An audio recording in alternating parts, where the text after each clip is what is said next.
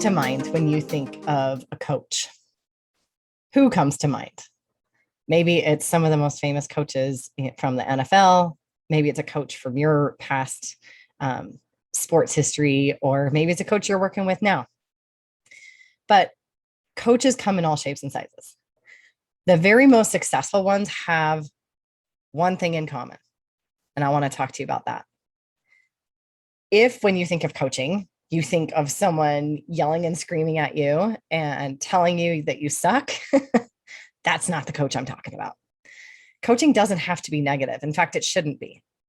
The most successful coaches in the world, while being direct, are not negative.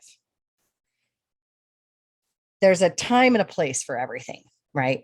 There's a time and a place for coaches that are rah-rah. There's a time and a place for coaches that hold you to it. For example, when I'm teaching my cycling classes, my coaching is meant to motivate you. It's meant to push you. It's meant to inspire you.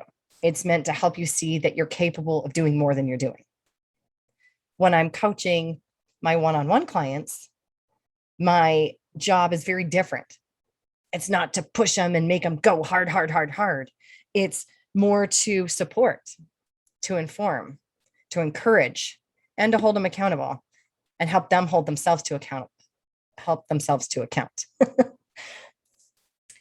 Hiring a coach can be scary because you don't know what you're going to get. You got to do your research and you got to figure out what you want and what the situation calls for. Is the situation calling for a rah, push you hard, drive you into the ground coach? Or is it calling for someone to support you and love you through it? When we think about hiring a coach, it can also be nerve-wracking because we can think we might not live up to their expectations, right? Or they might have this standard we're trying to meet, and I'm not going to do it because I'm not going to be able to do what they want me to do. It can be nerve-wracking because you'll think, well, they might yell at me, or they might chastise me if I fail, or if I mess up, or if I don't succeed. And the thing is that if that's what you're concerned about, you're already doing that. You are already doing that to yourself. You're already beating yourself up for failing. You're already putting pressure on yourself to succeed. You're already having all kinds of negative thoughts of all the things that you shouldn't be doing, should be doing, can't do, want to do, all the things, right? You're already doing that. What you do not need is a coach that's going to do that for you. You need a coach who's going to do the opposite. It's going to love you through it, guide you through it, encourage you through it, and help you to stop beating yourself up, because that's not working. If what you're doing is working, then you don't need a coach. So if beating yourself up is helping you to succeed, I guess keep doing it, but I doubt it's working. What does work is love and support, high fives, encouragement, celebrating little wins along the way. Suggestions on how to fail forward, because we're all going to fail. We're all going to mess up. We're human.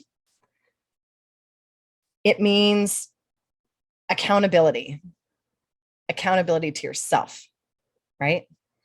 Accountability and meanness are not synonyms. Accountability does not mean that you have to have meanness. You don't have to be mean to yourself, and you don't have to have your coach be mean to you in order to keep you accountable. Accountability means no sugarcoating. It means being direct, being honest, and being transparent with yourself. A coach can help you to do that, can shine that mirror and say, but did you? Are you? And it gives you the opportunity to be honest with yourself, to be direct with yourself. Coaches should help you get your own results. If you think about the very best coaches in the world, some of them don't even do the sport that they're coaching, or they did, but not at that level. What they're really good at is disseminating information, encouraging their athlete or whoever, and letting them do it themselves. The most winning coaches in football, they're not out on the field banging heads. They're standing on the sidelines with a clipboard saying, if you do it my way, if you do this, you will win. Olympic coaches, same thing. They're standing on the sidelines saying, if you train this way, if you adjust your form this way, then you will win. That's what a coach is supposed to do. Give you the information and let you do it. Give you the tools to succeed, give you the encouragement, give you the support system, but not berate you and beat you down when you fail. Sure, there are those coaches that do that, but most of their teams are not successful. Their athletes aren't successful because at the end of the day, none of us really is motivated by negativity. It can fire us up for a minute, but long term, it doesn't happen. So the way that you're coaching yourself may work for a minute. It may get you out of bed when you're like, you suck, get your butt out of bed. But long term, you're not going to be successful. So if that's what you're doing to yourself, stop it and give me a call, because I want to support you. I want to encourage you. I want to uplift you. I want to love on you. I want to hold you accountable, and I want to teach you how to hold yourself accountable so that you can be successful.